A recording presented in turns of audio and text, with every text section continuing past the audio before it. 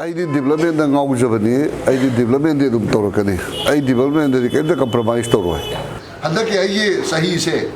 I the Ahanba port Karakpagi Sahi with Takhaibada Lucian doing. Aduga, just Sahi with Takhaibada, Sakagi Saba port put about oil at Tamamatunda, Adisu was Sahi development packet.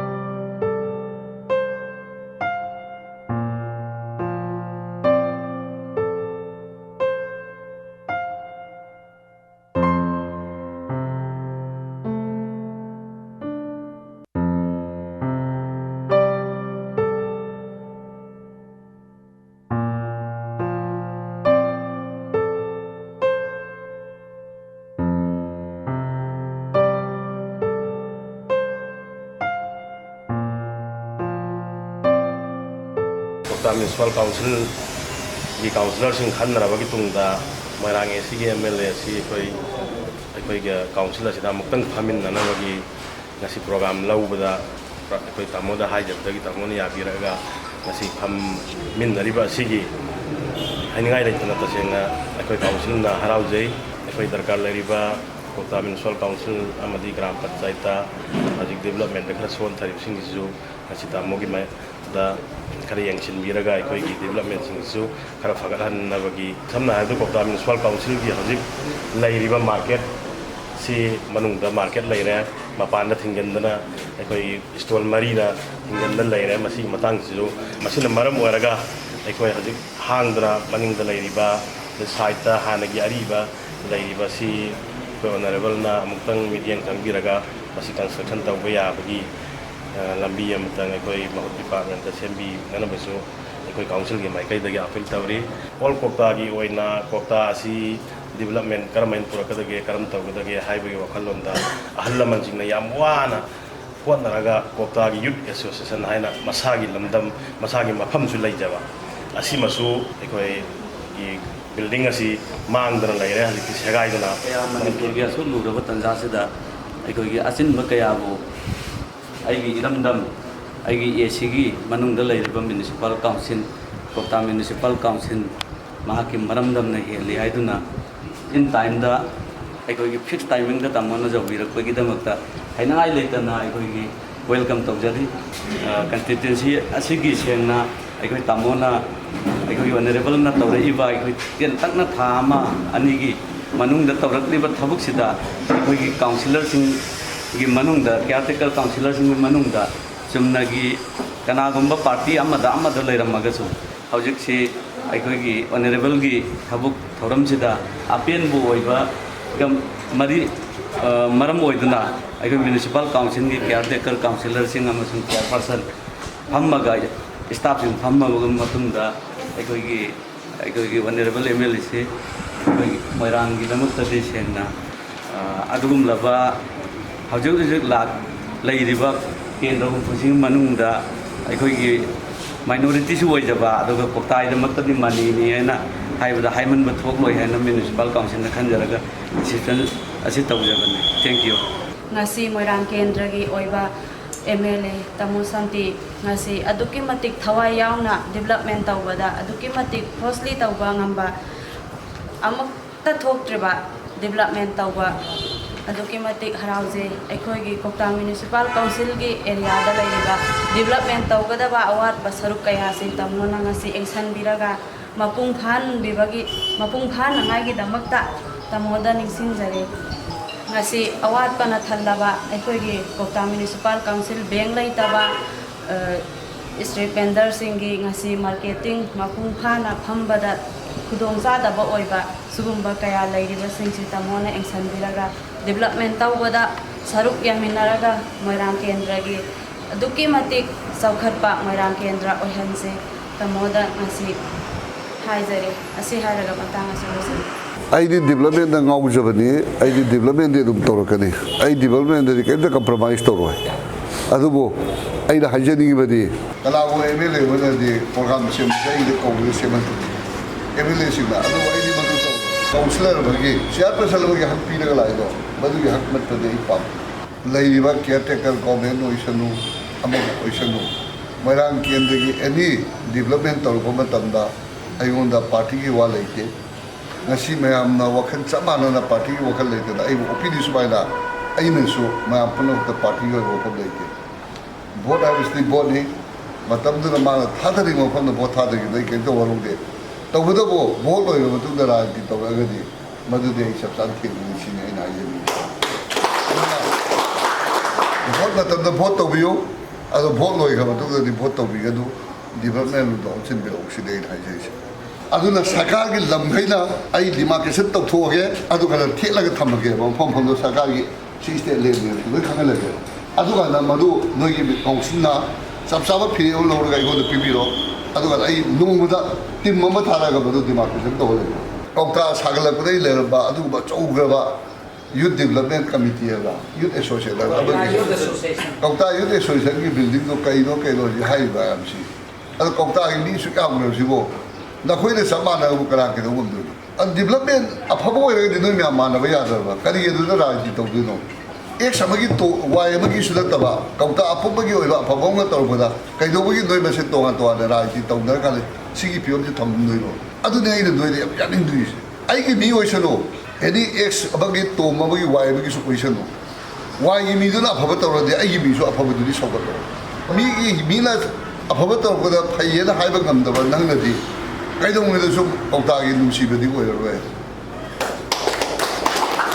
ai khoi ra ni ti to ge da to ra ba di mi na to ba phab du su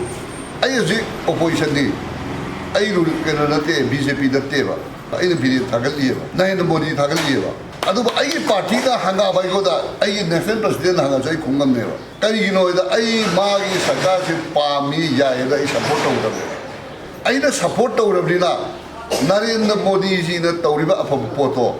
ma Bharat ki prime minister ma na aishu nagarik moina eze Moirang ge mele moina ma na tauriba aphab de ai ai na aphab du bo ai na thagat pe gi ai na madu gi right to igu de lei ba hai be biri thagat pe right igu de lei ba biri da chok phagra thabak to bu siu phatte da ai mi na te da ai na kai no wi khut ge doi no ma na to wa aphab du di phai ye da to bu gam ba hai bu ngam ba se ai gi sakti le ge do ne ba Mandi ai ra ni ti Kwakta ni hajau ji Manipur da lai ba chief minister me amara ka bo biri na tauri subai na taugi ba miyam gi damta hakche na da taugi ba sibu kana bu yaw ge ba ai khoi siri bo bi phatti hai roe ba ma su taw be ba le ba ki da kana bi adu bo hakche na na biri na tauri subai da taugi ji ka si bo da chief minister da yaw gi di haji ai khoi na hai si ngarang na khoi da taugi ba wa da rakshe Kwakta da lei re ba mai pa ni pa lo adu masigi ai da ji kai ga po la ba ga khoi da lo bi se se phaba koi do pa se siri be ni pa ma ne ba nan ma lo ko kre akhoi gi public property da turi ba ta yum sa jin ba adai ni akhoi sarkar gi lam da khopsin ba lam khopsin ba without notice ma thu ga yo hai re madu gi tai ta pu lo ko men lo ne adu thu ga do bi Kwakta je hu do aduna ai da bi municipality ama lei ba ta di municipality ki wakhat to biyo yego hajai Moirang da nang nan eviction to gi do Moirang lang phai gi ai municipality ki yo ko re ai ma bai pa ga ai publicity sal le kani noi da kai da notice pi da na ma thu ga be abai rai pi re adai ni mai basa basa gi thong among de da sa be aroi madu numitare ni manung da lokok da ta de noi po to municipality da loi collection to pu re ne da ajai ahing ni ka ke sidok le ga lokok ni da why kari Kwakta su to ya ro to hai bi ro ji chat pi ro notice issue to bi ro publicity sal lo adu tu ni na te yum sa ba ni tai men thung da na sa sa lo to na ta de ko eviction to la ni adu ni da hai ro any objection lo ro bi lo ai ke lo ge di ba be ai ke lo ge ba ꯀꯔꯤꯒꯤ ꯑꯩꯒꯤ ꯃꯣꯏꯔꯥꯡꯒꯤ ꯌꯣꯟꯅ ꯂꯦꯞꯄꯒ ꯂꯩꯔꯒ ꯀꯩꯅꯣ eviction ꯇꯧꯕꯗꯤ ꯊꯨꯒꯥꯏꯕꯗꯤ ꯉꯝꯃꯒ ꯀꯩꯗꯧꯕꯩ ꯃꯥꯗꯤ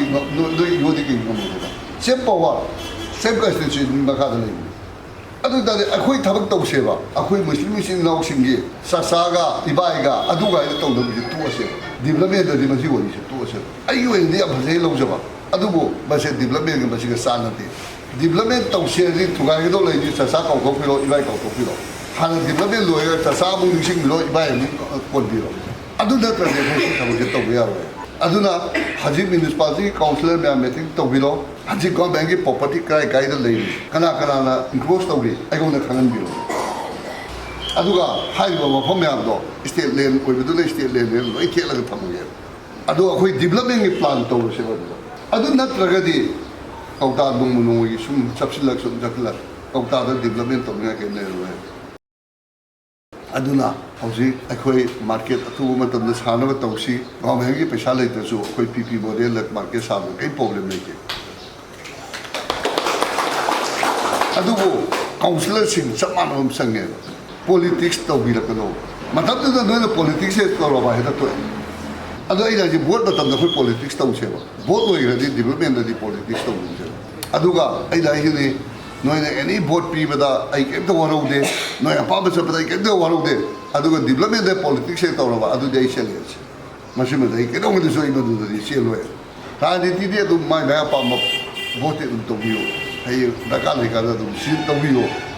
ꯑꯗꯨꯀꯥꯟꯗ ꯃꯇꯝ ꯈꯔ ꯚꯣꯠ ꯂꯩꯇ꯭ꯔꯤꯉꯩ ꯃꯔꯛꯁꯦ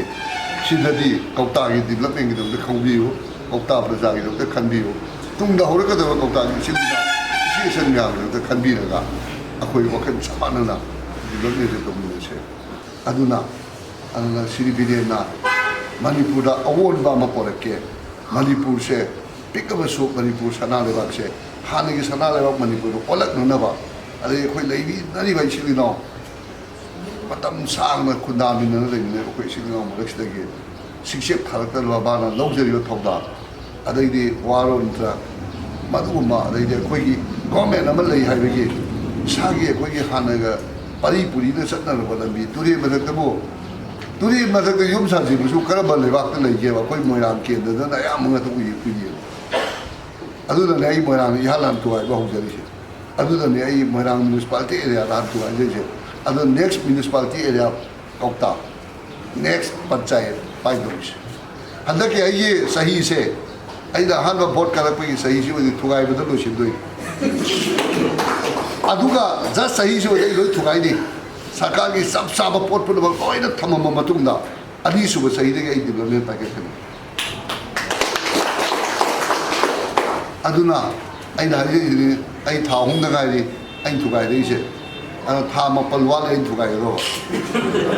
ꯊꯥ 9ꯁꯤꯗ ꯀꯅꯥ ꯌꯨꯝ ꯌꯥꯎꯒꯗꯒꯦꯗꯣ ꯈꯟꯕꯤꯈ꯭ꯔꯣ ꯍꯌꯦꯡ ꯇꯨꯔꯦꯟꯗ ꯁꯥꯖꯤꯜꯂꯝꯃꯒꯕ ꯑꯩꯒꯤ ꯑꯀꯟꯕꯅꯤ ꯀꯥꯏꯅꯕꯀꯣ ꯇꯨꯔꯦꯟꯗ ꯁꯥꯖꯤꯜꯂꯝꯃꯕ ꯑꯩꯔ ꯑꯗꯨꯃ ꯇꯧꯔꯔꯣꯏ ꯃꯔꯝꯗꯤ ꯑꯩ ꯈꯨꯔꯥꯏ ꯃꯌꯨꯝ ꯊꯨꯒꯥꯏꯔꯤ ꯏꯌꯥꯝꯕꯩ ꯃꯌꯨꯝ ꯊꯨꯒꯥꯏꯔꯤ ꯍꯦꯛ ꯄꯣꯛꯃꯤꯟꯅꯕ ꯏꯌꯥꯝꯕꯩ ꯃꯌꯨꯝ ꯊꯨꯒꯥꯏꯔꯤ ꯍꯦꯛ ꯏꯄꯥꯒꯤ ꯃꯅꯥꯎꯄꯥ ꯏꯈꯨꯔꯥꯏ ꯃꯌꯨꯝ ꯊꯨꯒꯥꯏꯔꯤ ꯑꯗꯨꯒ ꯃꯣꯏꯔꯥꯡ ꯂꯝꯈꯥꯏꯗ ꯊꯨꯒꯥꯏꯔꯤꯁꯦ ꯑꯩ ꯏꯆꯦ ꯅꯨꯄꯥ 2 ꯌꯥꯎꯏ ꯏꯆꯟ ꯅꯨꯄꯤ ꯂꯧꯕ ꯃꯗꯣ ꯑꯩ ꯊꯨꯒꯥꯏꯔꯗꯧꯕꯅꯤ ꯑꯗꯨꯝ ꯊꯨꯒꯥꯏꯔꯗꯧꯕꯅꯤ ꯑꯗ ꯀꯧꯇꯥꯒꯤꯁꯨ ꯑꯩꯅ ꯍꯥꯏꯖꯔꯝꯃꯤꯁꯤꯅꯤ ꯃ꯭ꯌꯨꯅꯤꯁꯤꯄꯥꯂꯤꯇꯤꯅ ꯃꯇꯝ ꯆꯥꯅ ꯄꯥꯎ ꯄꯤꯕꯤꯔꯣ ꯉꯁꯤ ꯅꯈꯣꯏꯅ ꯑꯩꯕꯨ ꯅꯨꯡꯁꯤꯕꯤꯗꯅ ꯅꯈꯣꯏꯅ ꯑꯩꯉꯣꯟꯗ ꯊꯥꯖꯕ ꯊꯝꯕꯤꯔꯒ ꯀꯧꯇꯥ ꯃ꯭ꯌꯨꯅꯤꯁꯤꯄꯥꯂꯤꯇꯤ ꯀꯥꯎꯟꯁꯤꯂꯔ ꯃꯌꯥꯝꯅ ꯁꯤꯟꯕꯤꯔꯒ ꯆꯥ ꯑꯃꯇꯪ ꯑꯣꯏꯔꯁꯨ ꯊꯛꯅꯕꯒꯤ ꯑꯩ ꯅꯣꯏꯒꯤ ꯃꯐꯝꯁꯤꯗ ꯐꯝꯍꯟꯕꯒꯤ ꯇꯥꯟꯖꯥ ꯑꯃ ꯄꯤꯕꯤꯕꯁꯦ ꯁꯤꯒꯤꯗꯃꯛꯇꯗꯤ ꯑꯩꯅ ꯀꯧꯇꯥ ꯃ꯭ꯌꯨꯅꯤꯁꯤꯄꯥꯂꯤꯇꯤꯒꯤ ꯀꯤꯌꯔꯇꯦꯀꯔ ꯀꯥꯎꯟꯁꯤꯂꯔ ꯆꯤꯌꯔꯄꯔꯁꯟ ꯑꯃꯗꯤ ꯀꯥꯎꯟꯁꯤꯂꯔꯁꯤꯡꯕꯨ ꯑꯩꯅ ꯀꯩꯗꯧꯉꯩꯗꯁꯨ ꯊꯃꯣꯏꯗꯒꯤ ꯀꯥꯎꯖꯔꯣꯏ ꯑꯗꯨꯒꯤ ꯆꯞ ꯆꯥꯕ ꯂꯃꯟꯁꯨ ꯑꯩꯅ ꯁꯤꯡꯖꯔꯛꯀꯅꯤ ꯑꯗꯨꯒ ꯂꯣꯏꯅꯅ ꯅꯈꯣꯏꯅ ꯂꯧꯕꯤꯔꯤꯕ ꯊꯧꯗꯥꯡꯁꯦ ꯃꯣꯏꯔꯥꯡ ꯀꯦꯟꯗ꯭ꯔꯒꯤ ꯑꯃꯗꯤ ꯀꯧꯇꯥꯒꯤ ꯑꯣꯏꯅ ꯍꯦꯟꯅ ꯂꯧꯕꯤꯔꯒ ꯃꯥꯒꯤ ꯊꯝꯖꯔꯤꯕ ꯃꯌꯥꯝꯗꯣ ꯊꯕꯛ ꯑꯣꯏꯅ ꯄꯥꯡꯊꯣꯛꯃꯤꯟꯅꯗꯨꯅ ꯑꯩꯈꯣꯏ ꯃꯣꯏꯔꯥꯡ ꯀꯦꯟꯗ꯭ꯔꯕꯨ ꯑꯑꯣꯟꯕ ꯃꯣꯏꯔꯥꯡ ꯀꯦꯟꯗ꯭ꯔꯕꯨ ꯄꯨꯔꯛꯄꯗ ꯀꯧꯇꯥꯕꯨ ꯐꯖꯕ ꯑꯗꯨꯕꯨ ꯈꯨꯡꯒꯪ ꯈꯔ ꯑꯣꯏꯍꯟꯕꯗ ꯅꯈꯣꯏ ꯃꯥꯄꯜꯅ ꯑꯆꯧꯕ ꯊꯧꯗꯥꯡ ꯂꯧꯕꯤꯔꯛꯀꯅꯤ ꯍꯥꯏꯕ ꯊꯥꯖꯕꯁꯤ ꯊꯝꯖꯔꯒ ꯑꯩ ꯉꯁꯤꯒꯤ ꯑꯣꯏꯅ ꯃꯇꯥꯡꯁꯤꯗ ꯃꯌꯥꯝꯗ ꯕꯤꯗꯥꯏ